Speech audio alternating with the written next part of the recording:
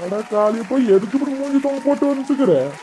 ஆ, நான் என்னத்த சொல்லட்டும், ஏதோ சொல்லட்டும், நான் வாழ்ந்ததை சொல்லட்டா இல்லை வாழ போறத சொல்லட்டா?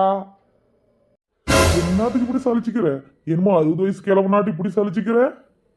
ஒரு நாளைக்கு எங்க வீட்டில் வந்து இருந்து பாருங்க, உங்களுக்கு அப்ப தெரியும் எதுக்குடா நான் இப்படி சலிச்சுக்கிறேன்ட்டு.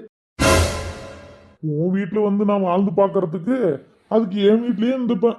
நான் புலம்புறதெல்லாம் உங்களுக்கு விளையாட்டா இருக்குது அப்படிதானே? அட எதுக்குடா இப்படி புலம்புற? அதை ஃபர்ஸ்ட் சொல்லுடா. எல்லாருக்கும் தெரியும் நம்ம காலநிலையே எனக்கு சுகர் இருக்குதுன்னு சொல்லி. அப்படி இருக்கும்போது கொஞ்சமானா பத்தி சாப்பாடு செஞ்சு கொடுக்குறாளானா, காலையில் வச்சு ஒரு விசிலில் குக்கரை ஒரு டம்ளர் அரிசி வைக்கிற குசுற மாதிரி டர் டர் டர்ன்னு சொல்லுது, உடனே ஆஃப் பண்ணிடுறான். மதியத்துக்கு ஏதாவது செஞ்சு கொடுப்பான்னு பார்த்தா மதியத்துக்கும் ஒரு டம்ளர் அரிசி வைக்கிறா, அது புஸ்ஸு புஸ்ஸுன்னு போகுது, அதுவும் முடிஞ்சு போயிடுது.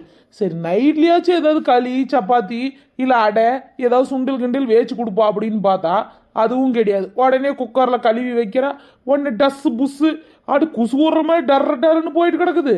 இப்படி போயிட்டு இருந்தா நான் எப்படி சுகர் நார்மல் ஆகும் சொல்லு பார்க்கலாம். இன்னைக்கு 470 இருக்குண்ணே சுகர் எனக்கு. அட உன்ற பொண்டாட்டி மட்டும் அந்த மாதிரி இல்லடா, என் பொண்டாட்டியும் அப்படிதான். ஒரு நாள் ஆச்சு அந்த மண் சட்டியில டேசாவில் சோறு செஞ்சு குடிடி எனக்கு ஆசையா இருக்குதுன்னா, அட எனக்கெல்லாம் வேலை இருக்குது அப்படின்னு சொல்லிடுவா. உனக்கானா உன் பொண்டாட்டி குக்கர்ல வச்சு என்ன விசில் விட்டு குசு ஊடுற மாதிரியோ இல்ல விசில் ஊதுற மாதிரியோ செஞ்சு கொடுக்குறா. ஆனா என்ற பொண்டாட்டிக்கிட்ட நான் ஏதாவது ராங் கேட்டுன்னு வச்சுக்கோ, நீங்களே போய் சாப்பாடு செஞ்சுக்கன்னு சொல்லிட்டு போயிடுவா. என்னத்த செய்யறது? அந்த காலத்துல தான் எல்லாம் குக்கரு எதான் கண்டுபிடிச்சாங்க. எல்லாம் அடுப்புல ஊதி மண் சட்டியில வச்சு டேசால வச்சு சாப்பாடு செஞ்சு கொடுத்துட்டு இருந்தாங்க. ஆனா இப்ப என்னன்னா உடம்பையும் பெருத்துக்குனாங்க, வேலையும் கம்மியா பண்ணிக்கினாங்க. குக்கர்ல வைக்கிறாங்க சாப்பாடு, பருப்பு அதுல வைக்கிறாங்க, கீரை குழம்பு கடைஞ்சி மத்துல போட்டு கடைஞ்சி கொடுனா மிக்சியில் போட்டு ஆட்டிடுறாங்க, துணி துவைங்கன்னா அது வாஷிங் மிஷின்ல போட்டுறாங்க. ஆனா இதெல்லாம் என்னத்த கேட்டுப்புட்ட? அது பிறகு இந்த கால் துடைக்கிறோம்ல மேட்டு, அதையுமே வாஷிங் மிஷின்ல போட்டுறாங்கன்னா அப்ப அவங்க எந்த அளவுக்கு சோம்பேறி இருப்பாங்க? ஏன்னா இதெல்லாம் போய் இதுன்னு சொல்லிட்டு கிடக்குறீங்க. என்ற பொண்டாட்டி போன வாரம் ஒரு வேலை செஞ்ச தெரியுங்களா?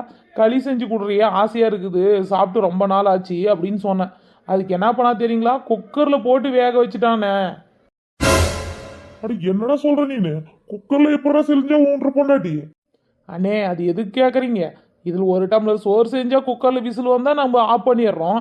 களியை மட்டும் இங்கே உக்காந்து கேஸ்கிட்டே உக்காந்துக்க முடியுமா அப்படின்னு சொல்லி என்ன செய்யறா தெரியுமா என்ற பொண்டாட்டி? அதுதான் ஒரு டம்ளர் அரிசிக்கு 2 டம்ளர் தண்ணி ஊற்றுறா.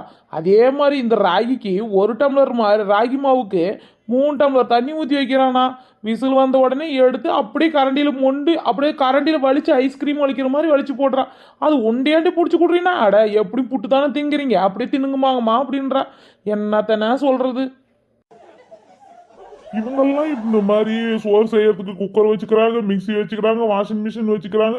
இது எல்லாத்துக்கும் வச்சுக்கிற மாதிரி நம்மளுக்கும் சம்பாதிக்கிறதுக்கு ஏதாவது ஒரு வழி இருந்தா நல்லா இருக்கும்ல? ஏன்னா இதுக்கெல்லாம் எதுவுமே வழியே கிடையாதா? இவங்க நாம செய்யற நாம கேட்கற மாதிரி இவங்க சாப்பாடே செஞ்சு கொடுக்க மாட்டாங்களா? ஒரே ஒரு வழி இருக்குது.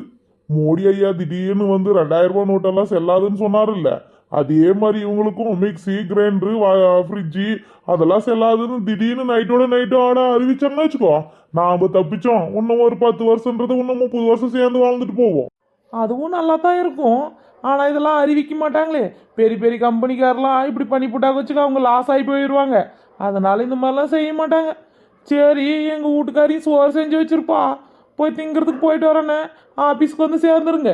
ஆமாமா, நில்லு நில்லு, என்ன திடீர்னு என்ன அண்ணா அண்ணன்னு கூப்பிட்டு கிடக்குற? என்னது திடீர்னு பாசம் பொங்குதான்?